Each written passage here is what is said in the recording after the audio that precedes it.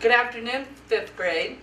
Good afternoon, Mrs. G. Well, you know why I'm here. I'm going to tell you today about the Iowa Children's Choice Award books. Now, this award started way back in 1978, so it's been 40 years that we've been having this award. It was set up by the Iowa School Association of School Librarians, and its purpose was to get kids reading good literature and also to recognize outstanding American authors. Now, this award is designed for kids just like you and across the state of Iowa and kids in grades 3 through 6. And all the books on the list have been nominated by kids. So this year, as you're reading, if you come across a book that you think that other kids in the state would like to read too, tell Mr. Dyer, and we'll see about getting them nominated on a future list. Now, there's 2 rules. They have to be written by an American author, and they have to be written within the last 5 years. So all of these books are relatively new books. Okay? Now, I've been giving these book talks for, this is my 15th year of doing them. And as I do and read all summer long, it seems like there are certain themes that come up in the books each year. One year there's a bunch of books about bullies. Another year a bunch of books about pets. This year there were a couple of similar themes. For example, several books talk about the importance of having a good friend. Give me a fist nod if you know what I'm talking about. You need to have a good friend in your life. There are several books that are the beginning of a series, which means the same character is in the next book and the next book, and the adventures continue. And I'll point those out to you. Another thing that I found that several books have are what we call alternating chapters. Now, what that means is that there'll be a chapter that tells the story from one character's point of view, and the next chapter will be another character's point of view. And they alternate or go back and forth that way. Again, I will point those out to you. Now, I would like to be able to talk to you and answer questions and hear your comments, but I just don't have time. But I do like to have your feedback and your interaction.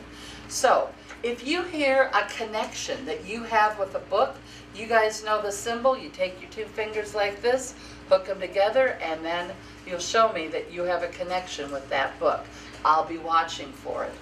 Also, if you hear something, you go, that's me too. Baby finger up, thumb out, shake it, means me too. All right?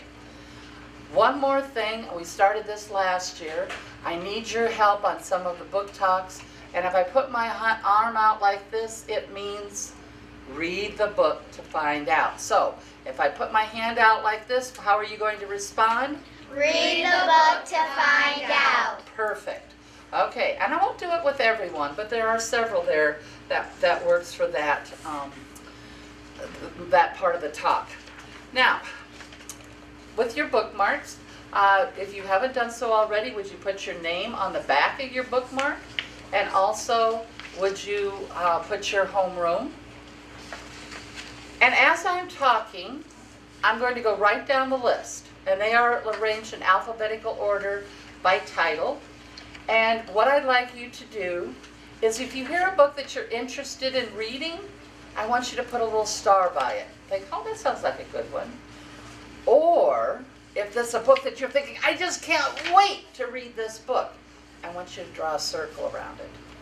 Then when you go to the library, you'll be able to take your bookmark with you and see which books you want to see are available. So, if everybody has that ready to go, we will begin. All right, first book is called Allie First at Last. Would you give me the Me Too wave if you've ever won anything? A trophy, a medal, a certificate. Have you ever done that?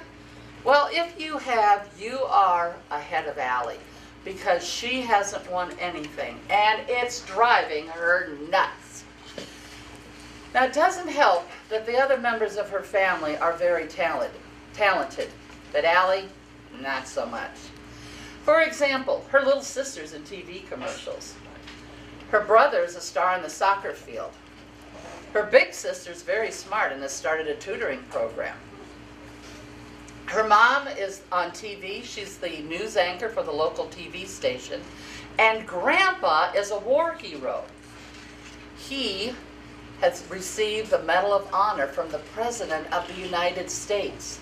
Now, the family has a shelf at their house where all the medals and trophies are kept, but not one of them is Allie's. And like I said, it's driving her nuts.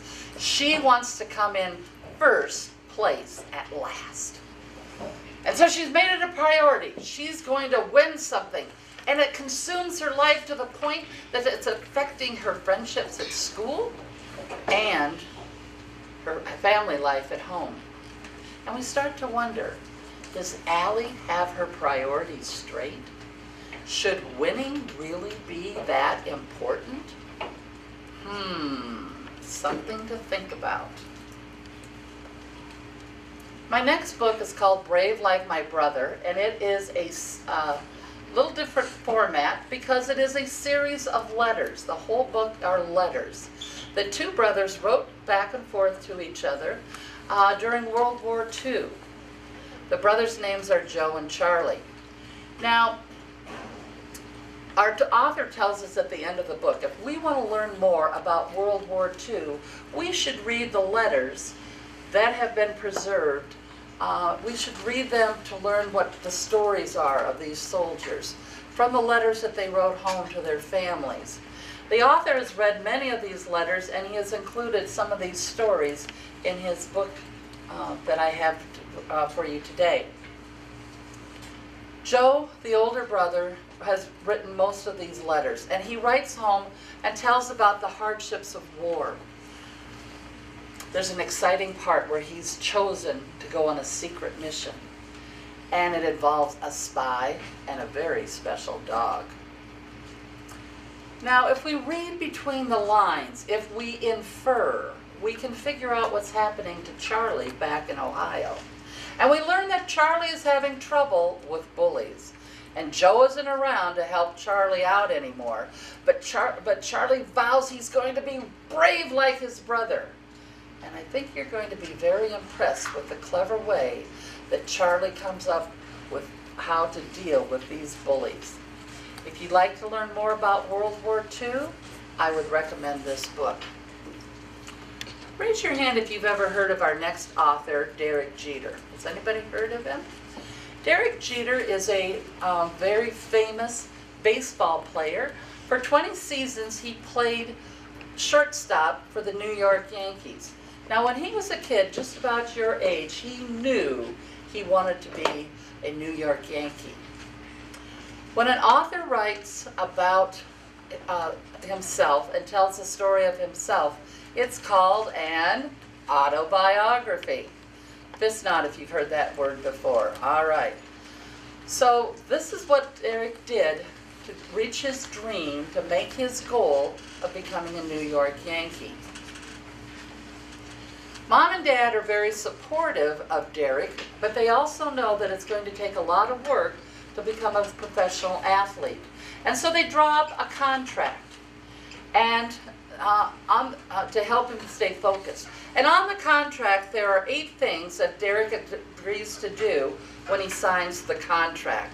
Things like do his homework, keep his grades up, do his chores, be respectful to others. Now, I think you really are going to enjoy when Derek describes what's happening during his Little League games that summer. But things are not perfect out on the old ball field. Derek really wants to be shortstop, but the coach has put his son Pete in as shortstop. And Pete is not a very good player. In fact, he makes a lot of errors, and then he blames them on the other members of the team. He does not have good sportsmanship at all. But Derek is respectful. He doesn't say anything, even though he doesn't think it's fair, and it pays off for him in the long run. If you read this book, you are going to learn some marvelous life lessons. And if you like this book, the happy news is that Derek Jeter has written other books about what he did to reach his dream of being a New York Yankee. I want you to look at your bookmark for our next title because I want you to see how time is spelled. Time is spelled T with an H-Y. Now when it's spelled this way, we're talking about a plant or an herb, and we're also, it's the name of our main character in the book, Counting Time. Time and her family have just moved from California to New York City. Her little brother is very sick and he can get treatments for cancer in New York City. But this is a very rough time for Time because she's worried about her little brother and she hopes that the treatments will work. She also is terribly homesick for her friends and her lifestyle back in California. And then there's the hassles of being the new kid at school. And Mom and Dad just don't seem to have time for Time. Of course, they're very concerned with all the issues of dealing with a seriously ill child, but she feels like maybe they're keeping something from her. And then she comes up with this great idea. She's going to go back to California, and then everything will be okay in her life. Then she realizes, how can she leave her little brother? He counts on her when the treatments get so bad. He counts on her to make him feel better. So what's it going to be? Is it going to be Time in California or Time in New Jersey or in New York? You're going to have to Read the book to find out. Exactly. The Distance to Home is one of those that have the alternating chapters. But instead of alternating between characters, they're alternating between what happened this summer and what happened last summer. Last summer, Quinnen was the star pitcher of her Little League team. And her biggest fan, the one that's always there to cheer the loudest, has always been her best friend and big sister, Haley. But this summer, things have changed. Haley has last summer, things changed because Haley turned 16. She got her driver's license, she got a job, and she got a boyfriend. And now all she wants to do is hang out with Zach. And Quinnen wishes to go back to the way they were before. But things are never going to be the way they were before because last summer, Haley gets killed in a car accident. Oh my God. And Zach is driving. So this summer, the family is dealing with life without Haley. And they all are grieving differently. Quinnen doesn't feel like doing anything. She won't even go out on the ball field. The only thing that makes her happy is that she goes to the stadium. They have a semi-pro baseball team in their town. And she loves cheering on the Bandits. And this summer, they have a teammate, our team member, Brandon, as living with them. And Quinnen gets to be friends with the other members of the team. And maybe these guys can help get her back on her ball field. And then she finds out that Zach is working at the concession stand at the stadium. What's he doing at the one place where she can find happiness? And why is he still alive and her sister is dead? She doesn't like feeling this way, and she wonders how long it's going to last. You're going to have to Read to find out. The author chose to tell the story of Garvey's choice in a very different way. She uses an ancient form of Japanese poetry called tenka, and it's very similar to our limericks.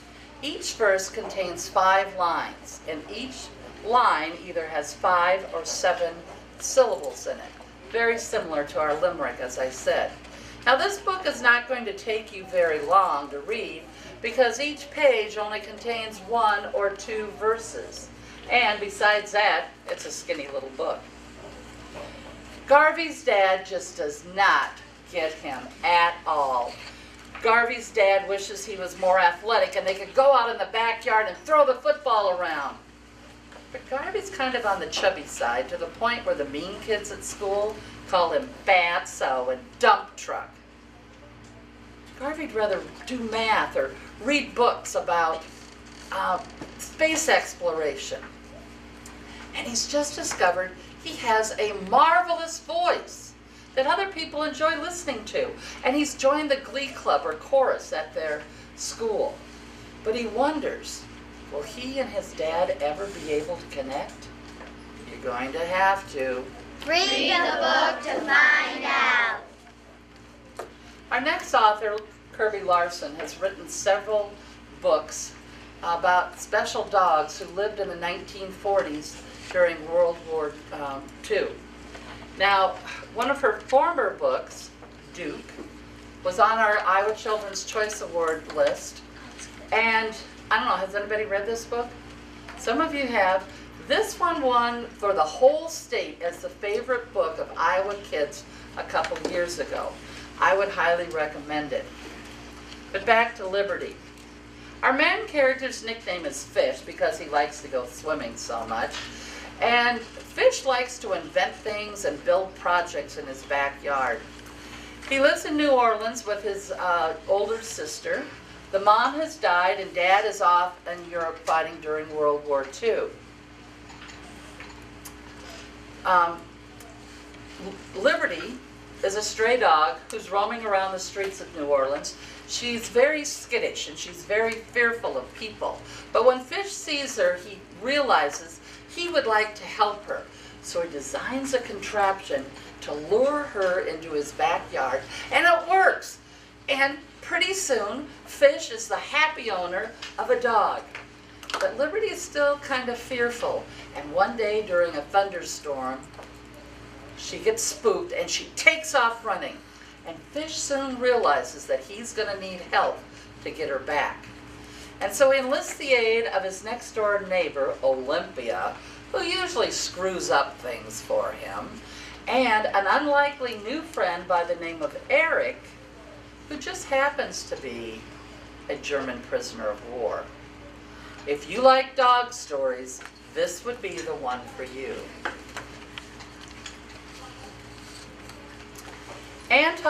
Alton Ziegler loves maps. He has his whole bedroom plastered with maps. And not just because he likes looking at maps, he likes designing maps and drawing his own. Now, we might call some of his maps like charts or diagrams or something, but he calls them all of them his maps. And he has a secret folder where he keeps the special maps.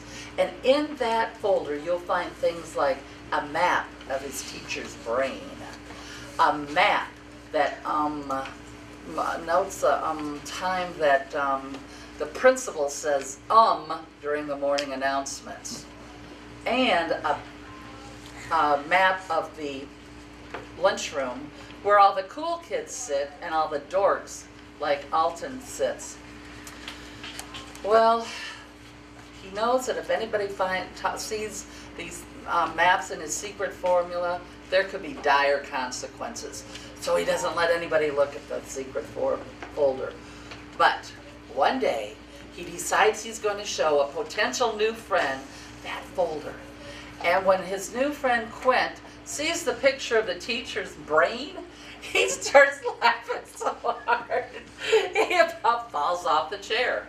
Well, they're in the library when this happens, and the librarian says they're making too much noise, so they have to leave. They get kicked out.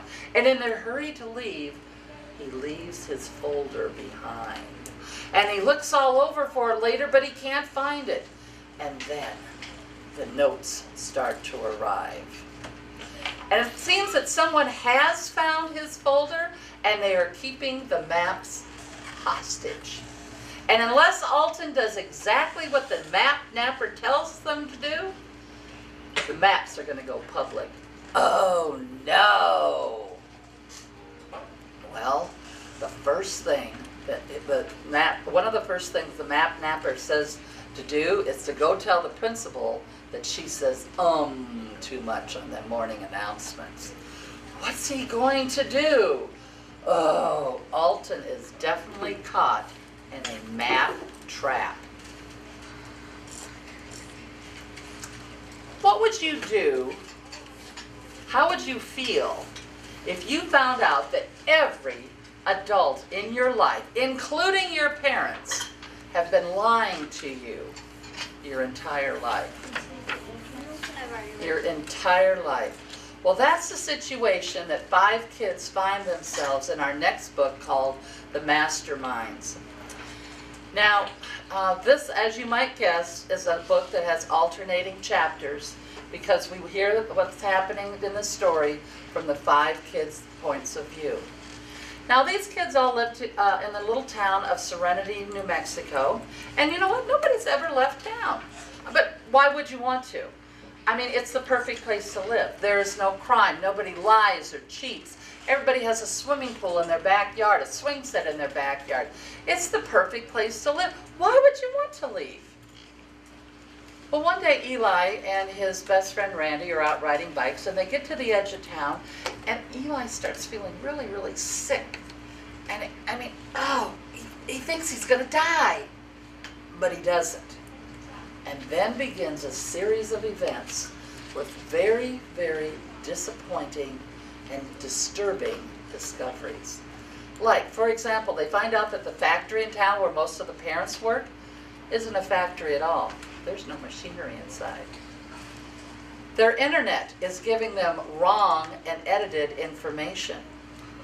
And probably the most disturbing discovery, these kids are all part of an experiment, and the adults have been spying on them and writing down everything that they do and analyzing what's been happening in their lives. Oh, the kids decide, we got to get out of this place. But how can they?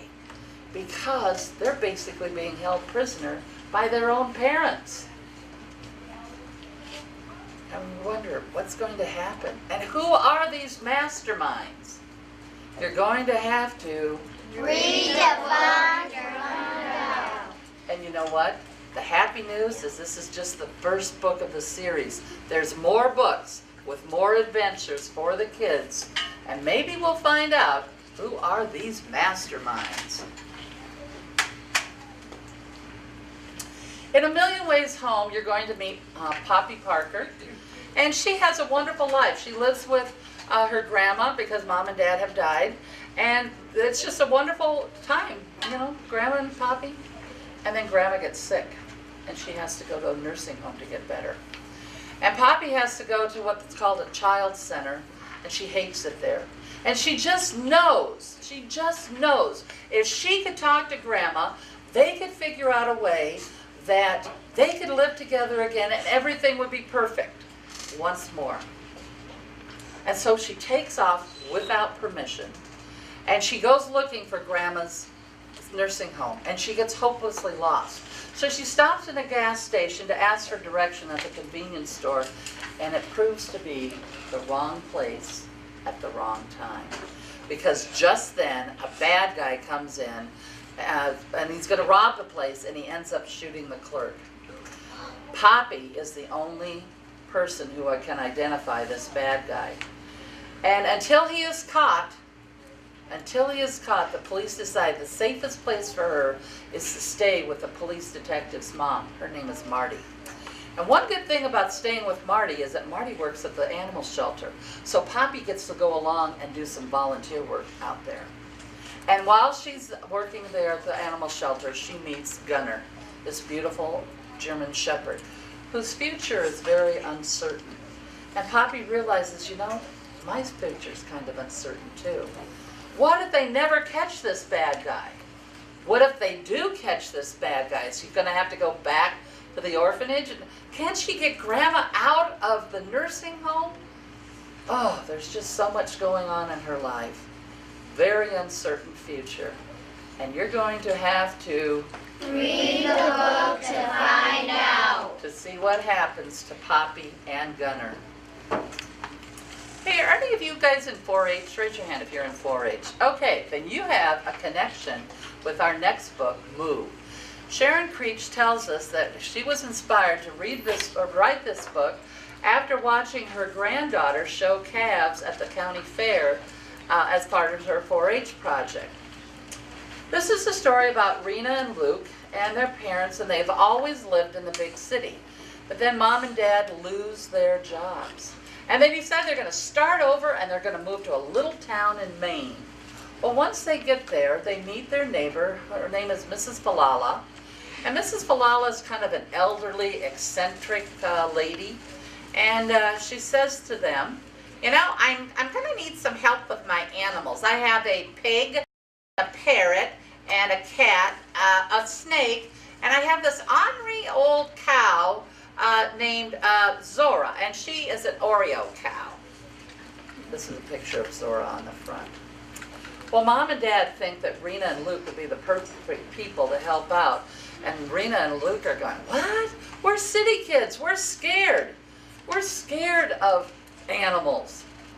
But, and Mrs. Falala is kind of a hard person to work for. But as time goes on, things get better. And pretty soon, Rena finds herself preparing and grooming Zora to be shown at the fair. And Zora is still a stubborn, ornery cow, so imagine what she's going to be like in the show ring. Now this is a very fun read because Sharon Creech loves to play with words in her manuscript, and she likes doing what we call word art. And so she makes the words actually look like what they sound like or what they do. So you're going to read on one page about how the thunder boomed and rumbled. This is actually what it looks like on the page. There's rain dripping down on another page. And then we have where Zora bumped Rena on the head, bumped Rena with her enormous head. So it's just a real fun read because of all this word art. And I think you're really going to enjoy reading Moo. Oh, this is the perfect time of year to read The Night Gardener, because not only is it a mystery, it's a ghost story. Now, this book takes place in the olden days when people used to use horse and buggy or horse and cart to get around. And the main characters' names are Molly and Kip, and they are hired to be servants for the Windsor family. And the Windsor family lived in this dilapidated old mansion that's out in the middle of nowhere. And when they get there, the kids realize that there's things just are not quite right. There's this eerie feeling that's over the whole estate. And when they look at the people, the family, they realize they look kind of sickly. All of them are skinny and pale and dark circles under their eyes. Things just are not quite right. Well, they haven't been there very long when, in the middle of the night, Molly hears thump, thump, thump. There's someone in the house that shouldn't be there. And in the morning, they find dead leaves all over the house and muddy footprints that Molly has to clean up. And it isn't too long until they actually see the night gardener. He's tall, thin, dressed all in black. He's got a tall hat, and he's carrying a watering can. Who is this guy?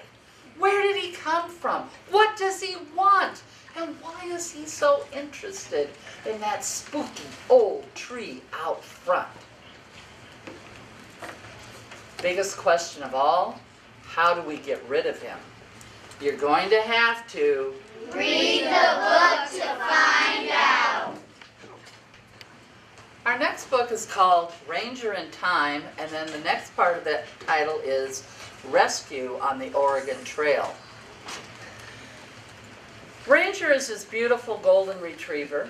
He's been trained to be a search and rescue dog, but he can't quite pass the final test because he's too distracted by squirrels. So he's happy just to be with his favorite people, Luke and Sadie. And one day he's in his backyard and he's digging in the garden, which he really shouldn't be doing, and he comes across an old metal first aid kit. And there's a leather strap over it, and Ranger reaches under and puts a strap on his shoulders, and all of a sudden, the first aid kit starts humming. And there's an intense, bright light, and Ranger has to shut his eyes, and when he opens them, he realizes he's not in his backyard anymore. There are lots of people around who are wearing very funny clothes, strange clothes, and there's all these new scents. There's sweat and horses and oxen. Where is he? The better question is, when is he? Because that first aid kit is a type of time machine. And Ranger has been transported back to 1850, and he's in Independence, Missouri. Now this is where the Oregon Trail started, and this is where all the people congregated to break into their wagon trains and form their groups as they started their trek west to settle this new country. Now, Ranger soon finds a family that he wants to hang out with and walk with. And as you can imagine, there are a lot of dangers on this trail. And Ranger's search and rescue skills will come in handy, because the family faces such things as stampeding buffalo, raging rivers, and sickness. So anyway, Ranger this is the beginning of a series. If you're interested in learning more about history, and a fun way to learn history with a cool dog, these would be the books for you.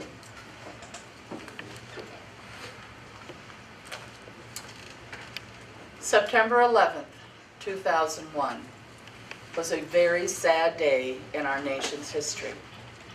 That was the day that two planes slammed into the World Trade Center in New York City. There was another one that crashed into the Pentagon in Washington, D.C., and a fourth plane went down in Pennsylvania. It's also known as 9/11. And this is a fictional account of what happened to four kids the day before, and it is appropriately titled 9/10. Now, these four kids live in various parts of the country, and as you might guess, this book again has the alternating chapters as it tells the story of these four kids. There's Amy, who lives in California. Her mom is getting ready for a meeting at the World Trade Center the next day. There's Naheed, who lives in Ohio. She's in 6th grade, and she's Muslim.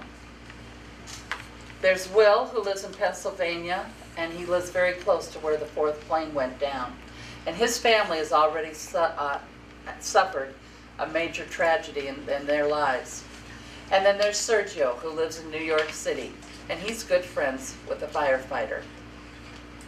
So I think the author chose to have kids all over the country rather than just in New York or Washington, D.C., because I think she wants us to know, as she said, this was the day that changed America forever. And it changed it for everyone. And so it's a very thought-provoking book, a very inspiring book, and I think you'll come to realize that this was a day that changed America forever.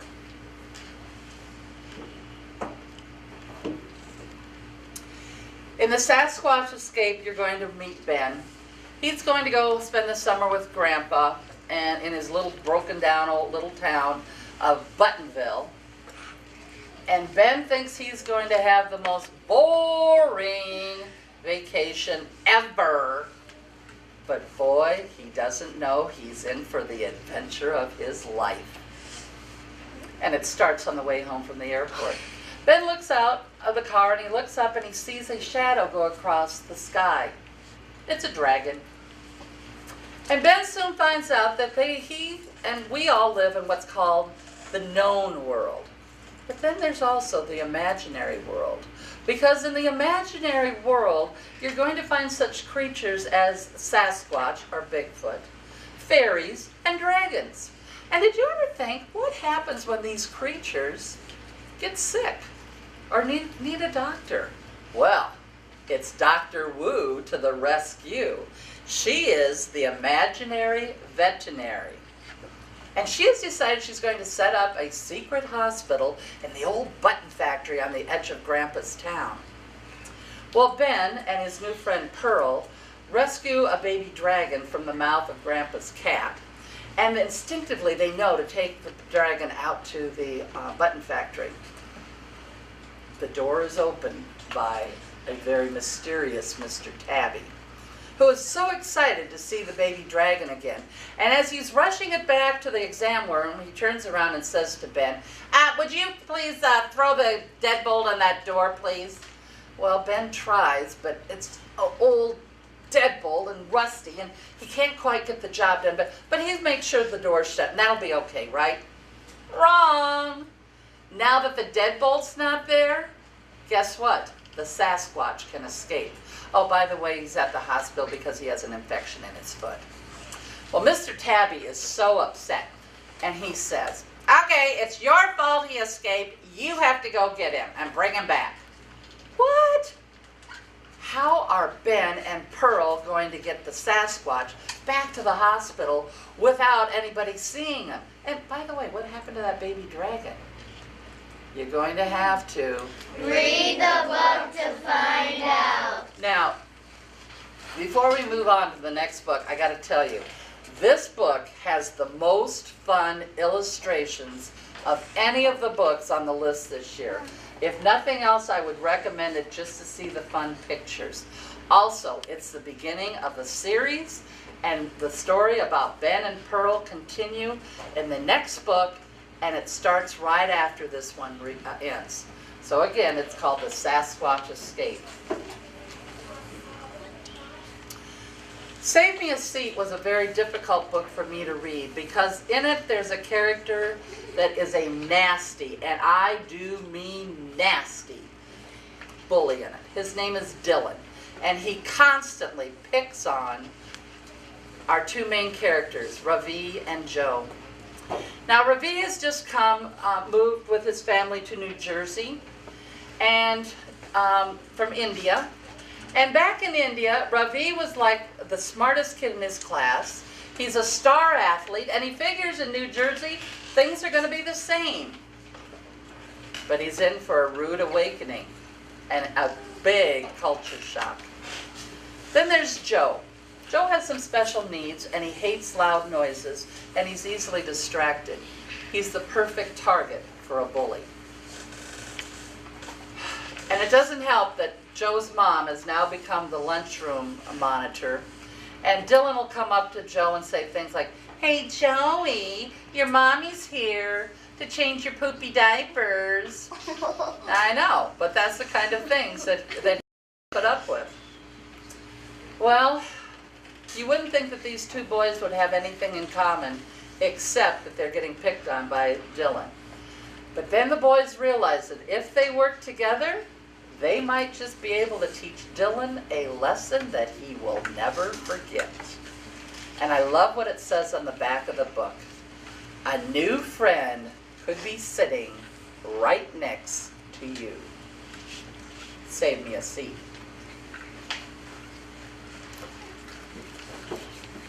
Some Kind of Courage is set in 1890 in the new state of Washington.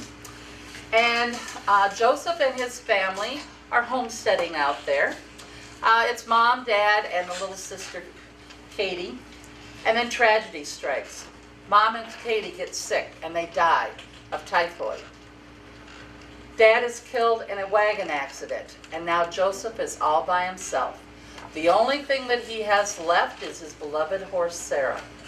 Well, long story short, this bad guy sells Sarah to another bad guy while Joseph is out doing a chore. And this is the story of what Joseph goes through to try to get Sarah back. And he has many adventures along the way. For example, a run-in with a grizzly bear, meeting with a Native American tribe, and also, again, another raging river. Now, happily, luckily, he's not alone on his journey. He meets a young Chinese boy by the name of Aki, who is also looking for something. Now, Aki does not speak English, Joseph does not speak Chinese. But somehow the boys learn how to communicate to survive all these dangers that they face on the trail. And I have to tell you guys, this book is just full of adventures. It's a real page turner. There's something exciting happening about every page. And I think you're going to agree with me, it's going to take some kind of courage to get Sarah back. Tiger Boy is set on an island just off the coast of India, and a little tiger has escaped from the nature preserve where she is living, and she makes her way to the island where Niel and his family live.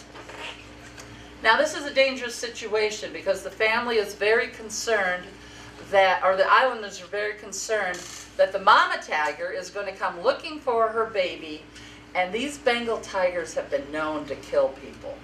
So they need to find that tiger as quickly as they can. There's a rich newcomer to the island. His name is Mr. Gupta, and he has offered a big reward to anyone who can bring the tiger to him. Now, you'd think he was going to return it to the mama, wouldn't you? He wants to sell the baby tiger to some bad people for a lot of money. Well, Niel and his sister vow that that's not going to happen. They want to find the tiger and get her back to her mama. But you know, Niel thinks he knows where that tiger might be hiding. But you know what? Niel shouldn't be out looking for a tiger. He should be home studying. Niel is a very smart boy, and he has been given a chance to attend a very prestigious school on the mainland of India. The only thing he has to do is do well on a test, and then he can get a scholarship to go to this school. But he's not sure that he really wants to go, because that would mean leaving his family and his island. But if he does go, it would be a very high honor for not only his family, but for the whole island. Folks really want him to go. To the point where Dad has said, I'm going to join the search party, and then, if I win the money, I'm going to use that as a tutor, to get a tutor for you so you can do well on your test and go to that school. Oh man, the pressure's on. What to do? What to do? You're going to have to read the book to find out. The unidentified suburban object, you're going to meet Chloe Cho, and she is very, very proud of her Korean heritage. Now, it doesn't bother her that she's the only Asian American student in her school, but she is excited because she just found out that her new social studies teacher is also Korean. Yes! And she's so happy that when she finds out their first assignment for social studies is to interview either their parents or grandparents and learn a family story and record it in a very creative way. And that makes her very happy because Mom and Dad just do not want to seem to talk about their Korean roots. And Chloe's never even met anybody else in her family. But this is an assignment. Mom and Dad are going to have to talk about the family, right? Well, as Chloe is starting to dig and do research for this report, she finds out some family secret that is so shocking, it's going to knock your socks off. I have to tell you, I did not see this coming. I was totally shocked. So, if you like books that's full of surprises, this would be the one for you, Unidentified Suburban Object. Our last book is called Wish, and Charlie Reese makes the same secret wish every single day. And she wishes on different things, like the first star that comes out at night, or she finds a lucky penny. She even wishes on acorns. Now, if you knew Charlie, you'd think she should be wishing about other things instead of just one thing, because her life is kind of a mess. Her dad is in jail, And she thinks she's inherited her fiery temper from him because she gets in trouble a lot because of it. Then there is her mom, who really doesn't want to have anything to do with her. And so Charlie is sent to live with her aunt and uncle, who live in the Blue Ridge Mountains of North Carolina. She's never met this aunt and uncle before. And pretty soon Charlie is going to school with a bunch of, as she describes them, squirrel-eating hillbilly kids. She doesn't really want to fit in with them. But one good thing that happens is that Charlie soon gets to adopt a stray dog that she becomes the dog of her dreams, and she names him Wishbone. And with the help of Wishbone and a new neighbor who lives next door, Charlie's secret wish just might come true, and in the most unexpected ways. Okay, take a look at your list. How many of you found at least one book that you just can't wait to read? All right, now how many of you are going to make it a goal that you are going to be able to read 2 books by the end of March so that you can vote for the Iowa Children's Choice Award? All right, Miss Mack said that she wants our whole school to be reading, and we're going to have the highest percentage ever of the number of kids being able to vote in March. So, thank you for being good listeners, and read on.